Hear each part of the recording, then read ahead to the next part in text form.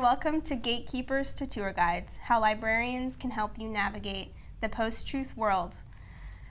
I'm Kindra, Becker-Redd. I'm a Reference and Instructional Services Librarian at Fordham University's Lincoln Center campus. My name is Shira Atkinson. I am the Scholarly Communications and Distance Learning Librarian at Fordham University. Fordham University is a Jesuit college in New York City in the United States of America. It's very important to this institution, issues of social justice and equality, concepts that are highly relevant in today's talk, I think. We both work extensively in student outreach, promoting library materials, and of course, helping students to be information literate in this increasingly difficult information environment. So we just wanted to start by saying how excited we are to be part of the Around the World conference. This is such an important topic and a very timely topic, and we're thrilled to be presenting, and we're really looking forward to hearing what our international colleagues have to say on this same topic. Great, so today we're going to start by thinking about the evolution of library roles. This is really where we started, thinking about librarians as gatekeepers and gateways, and how those terms are important and how we understand them based on our ability to provide access to information or prohibit it. With the advent of technology, this dichotomy is no longer the best model for librarians for the simple reason that information consumers can now access information without any input from librarians. The danger, real or imagined, is that librarians will become outdated as their roles become superfluous to what users actually need. The question that Shira and I ask ourselves, if patrons are no longer seeking us out at the reference desk, how can we serve them? And I think the answer that we've come up with is thinking creatively and expansively about how we can meet their needs. Overall, this dilemma points to a clear need for an overhaul of our self-image. We simply can't be passive, either as gateways or gatekeepers. We need to be active leaders in helping users navigate a very complicated information landscape. Right, and this terminology, it really shapes how our researchers see what our role should be, and almost equally important, it helps to shape how we see ourselves and to form the services that we see are important. So this isn't merely a semantic question, but it's a real question of identity and roles, and can have a really meaningful impact on what we do and what we see is important for us to do. Yeah. Of course, this conversation has to start with the idea of information literacy, because a lot of how can we be a tour guide? It is informing people how to use and access information responsibly and correctly. So this is after we decided that we needed to reevaluate what our roles and responsibilities were. We had to think about information literacy, what information literacy means, and what it means for this new age of digital technology. So the classic definition of information literacy contains three major components, namely resource-based learning, critical thinking, and lifelong learning. And what we noticed after both teaching information literacy in the classes that we give for our undergraduate and graduate students, and through the research that we performed, information literacy, you can't achieve it through just addressing one of these components. You really have to think about it from different angles, and you have to think about it in a way that will address different students' needs. In other words, there is no one magical way that will teach all students information literacy, and you really have to think about how to address everyone's different abilities and everyone's different information needs through a variety of methods of teaching information literacy. And especially because of the topic of today's conference, it's really, really essential to understand how the concept of information literacy has changed with the advent of digital technology and essentially the internet. So, first of all, new information platforms require new information literacy techniques. The same skills that helped a student understand if a book was legitimate or had legitimate information or not is not necessarily going to encompass all of the skills that they will now require to see if an article on the internet is legitimate or not. So it's really essential that we understand the new and additional pitfalls that the internet provides in terms of understanding what information is good and how information on the internet is presented to look as though it's legitimate, but really it has no grounding in fact. And this is a really big problem because the barrier of entry to the internet is almost negligible. And it is really easy for people to create platforms and forms of information that look legitimate, even if they're total bunk. So this is really confusing and difficult for students and researchers in general. And I think in order to address information literacy in this new digital age, it's essential that we understand what user abilities are.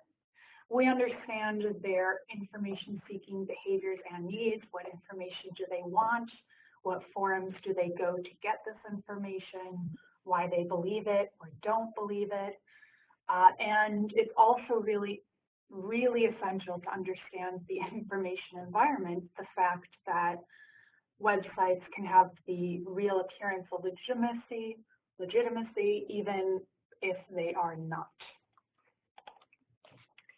So some of the results that we've noticed is students are really unable to differentiate between advertisements and real information. Increasingly, they rely on their friends and family to determine trusted sources, whether that's Facebook or a certain newspaper or a number of internet resources. And something that Shira and I have noticed, especially at Fordham, is that students are really influenced by the information retrieval systems and their ease of use. They're not going to use a database if it's really cumbersome, if the user interface is really difficult to understand. So, that's a really huge barrier to overcome. And one of the other things that we're finding too is that the term digital native is really a misnomer. It's inaccurate. People's experiences with digital technology continue to be varied, whether they were born with a cell phone in their hand or not.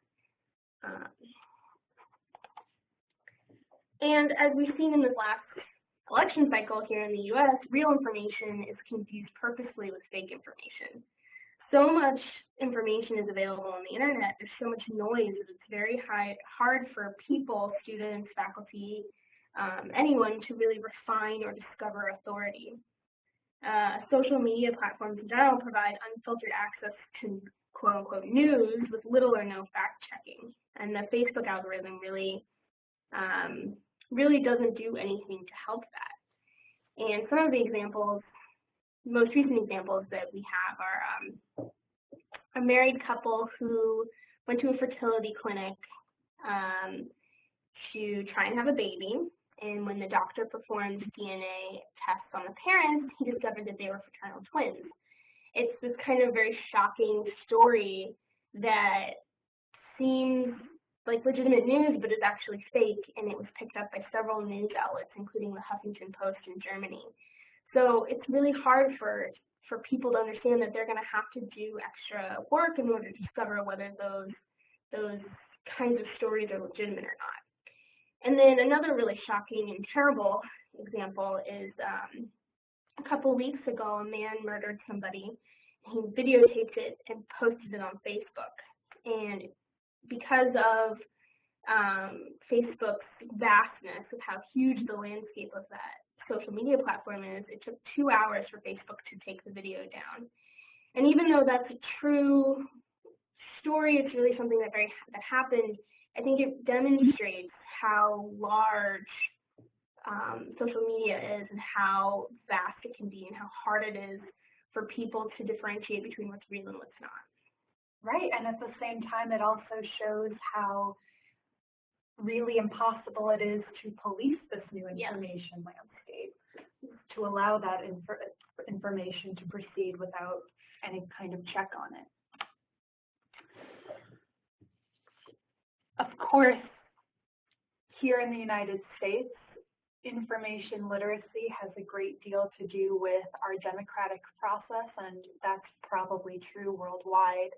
It's just that because of the election, our presidential election last November, we see that it's really risen to the top of our cultural consciousness. Information literacy and the ability to distinguish between fake and true has played a large part in our news headlines and research recently. So I'm happy to see that it's risen to the top, but there's still a way to go. That is to say that information literacy is not just important in the abstract, and the idea of information literacy and democracy is now timely and important, but at the same time, these issues aren't really new, and to pretend that they are is sort of missing the point. Democratic participation has always relied on citizens having access to real information so that they can inform and vote on policies that can positively impact them. It's just that now we can see the consequences of information illiteracy really, really clearly. So civic literacy is a part of information literacy, and it should be, I love this quote, and should be insinuated into the warp and woof of education. And to me, this means at the same time as civic literacy should be deeply entrenched in education, so should information literacy. I think too often information literacy is treated as a byproduct or isn't given the time it really needs in today's education and in today's classrooms.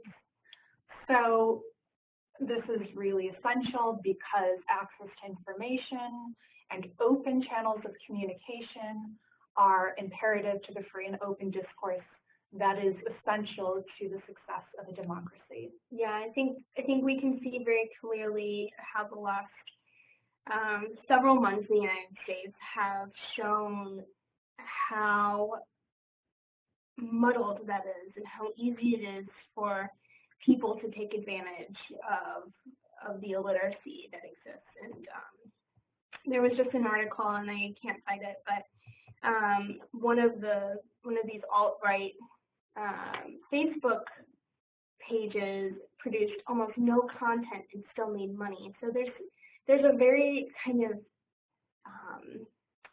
seedy capitalistic mindset that I think exists, and how do you inform people about that? And so that's, I think, one of the big questions that we have as librarians at an academic institution.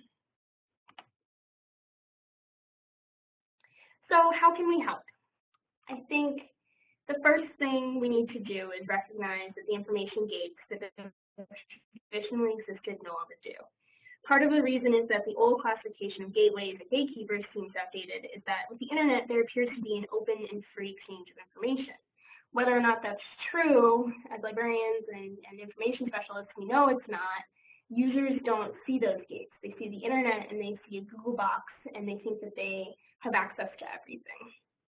So in order to kind of combat that, it's exceedingly important that we arm students and patrons with critical thinking tools that will enable them to independently assess whether or not a piece of information was legitimate or misleading.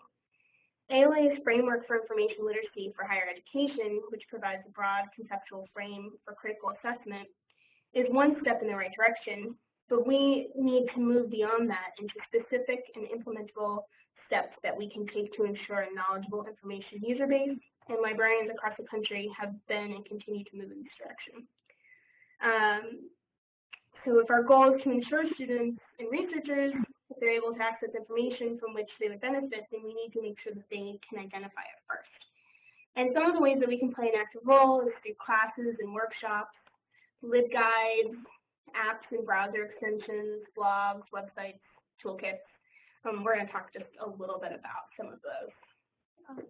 So although we would love to talk about all of these, there's not the time. So we chose 3 that hopefully give a good range of what is of librarian participation versus a researcher working more independently. So one of the first is online classes, and there are numerous examples of online classes, both that teach information literacy in general and ones that focus on the idea of post-truth world or fake news more specifically.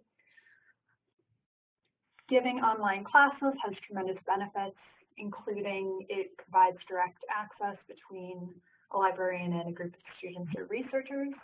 So that allows them to talk, and it allows the librarian to understand very clearly their abilities, their needs, their habits, so that the librarian can directly address those needs and habits. Sessions are generally longer lasting, which means that they can have the ability to learn about a broad array of information as opposed to just 1 or 2 points of it. And however, there are also a number of difficulties or drawbacks with online classes. It can be easy to overestimate students' knowledge and abilities, maybe because they simply show up to class, then the librarian teacher believes that they know more than they actually do. It can be really time intensive for students to go to classes. Even a one-off class might not be feasible. And the other major drawback is that online classes, they may be free, but they're not necessarily so.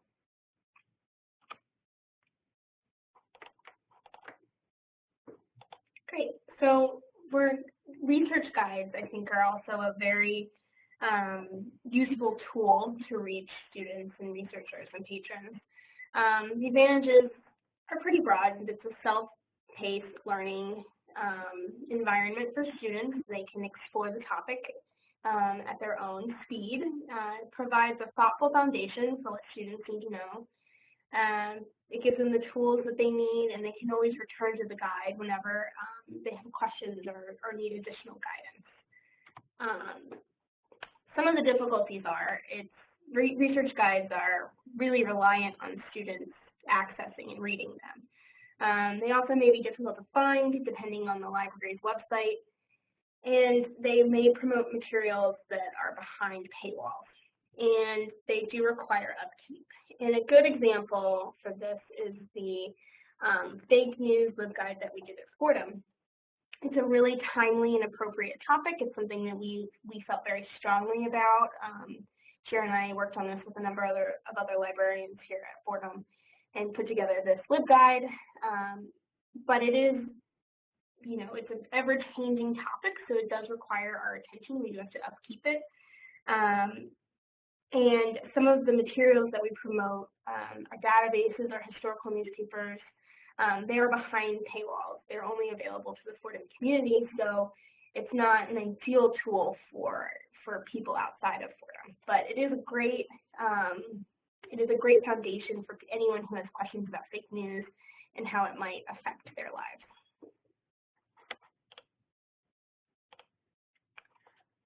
So if online classes are very dependent on the teacher or librarian, and then the research guides are sort of an intermediary where the librarian puts together the topic, but it still requires active participation by the user, then The third part of this triad is extensions, and by that I mean browser extensions.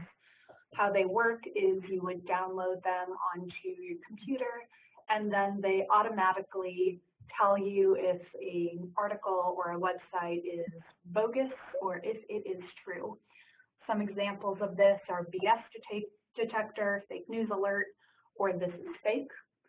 And some of the benefits to extensions are that they're built directly into the system, so they don't require users to do any additional work in order to benefit from this extension. They're quick and easy to download, and once they're downloaded, of course, it's no work at all. And they're also free. But just as with all of the other methods, there are advantages and then there are disadvantages. And the disadvantages to extensions are that it requires a personal computer or electronic device that researchers can modify. So we see a lot in our university environment that students rely on the shared public computers in our library, and that's, I'm sure, true at public libraries around the country. And downloading extensions onto public computers will probably not work. Also, extensions may not work on all browsers, or they may not work equally well on all browsers if you're limited in terms of what kind of electronic equipment you have. And most importantly of all, because extensions do all the work for the researcher or student, and what that means is that extensions do not teach the core information literacy skills that would allow a researcher or student to be truly independent and to really be able to evaluate if a piece of information is true or false, if the extensions fail for whatever reason, and to be sure their algorithms can't catch everything, then the researcher is again out on their luck. They don't have the ability to determine for themselves what is real and what is not.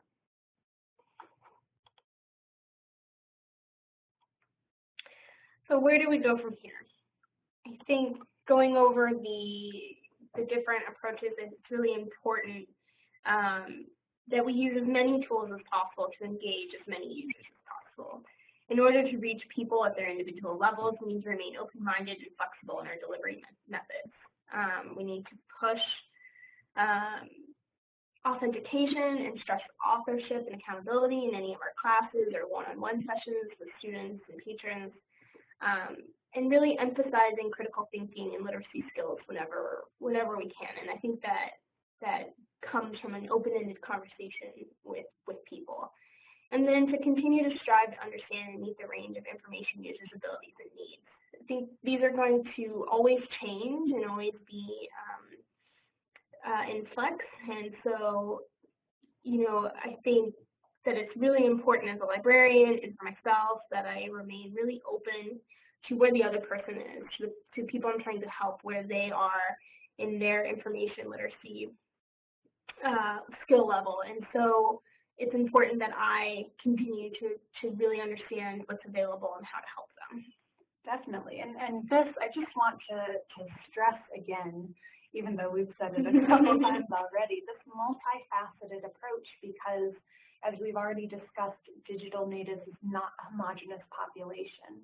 People who come to us with information needs are using different tools and are trying to find different kinds of information, and therefore the same kind of approach for information literacy is not going to work for everyone. And already it's very heartening to see the range of what is being offered by librarians and by schools and by other information professionals. And this is really a good direction and one that we should continue going in. So, yeah, in conclusion, yeah. Overall, it's really important to know that librarians are already actively fighting against the spread of fake news through arming information users with strong information literacy skills, through classes, through toolkits, through websites, through all of the other methods that we've already mentioned before. would love to elaborate on them, and maybe we'll get to if you want to contact us later. But going forward, it's important to think about not just how we can encourage students and other researchers to be taught how to navigate information online, but it is equally important to think about our own skills and how to keep our own skills really sharp and really current. So for librarians, we have to know who our audience is, who our researchers are, what information they're trying to find, what venues they're using to find that information, the evolving tools and websites online that students and researchers continue to know. And just as a general rule, we should be proactive and creative in our approaches. We need to think about all of the different ways that we can really help our information users. And in that, we need to always be thinking about how to promote autonomy and independence and critical thinking. So how researchers can look at a piece of information and think about what went into creating it and what the motivations behind that really are. Yeah, and I think this is ultimately why we came up with the idea of a librarian as a tour guide, and that image really struck us as apt. Much as a tour guide in a city gives tourists an overview and the tools they need to navigate a foreign place, you know, librarians are really striving to educate people about an issue that might be foreign to them and give them the right tools so that they can come back and find the information that they need and know how to identify it. Thank you for listening today. Thank you. This is our contact information if you want to reach out to us. We are really looking forward to seeing the other presentations today at the Around the World conference, and we hope to hear from you. Great. Thank you for listening. Thank you.